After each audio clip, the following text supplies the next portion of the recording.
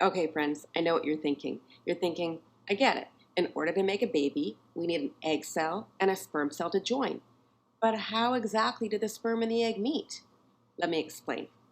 When a sperm from a body with a penis and testicles meets an egg from a body with a vagina and a vulva, a baby can start to grow. But there are different ways that this can happen and different ways that people can become parents. For example, I bet you've heard of people becoming parents through adoption, right?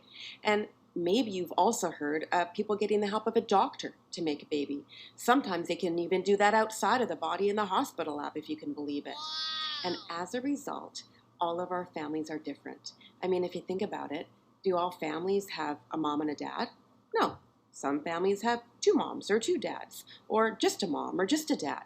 Sometimes the grandparents or aunties and uncles raise the kids. And do you think that's a good thing? Absolutely.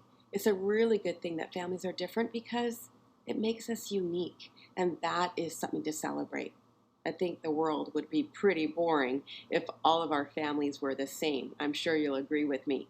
Now, the most common way for two people to make a baby is for the penis to be placed inside the vagina to deliver the sperm to the egg.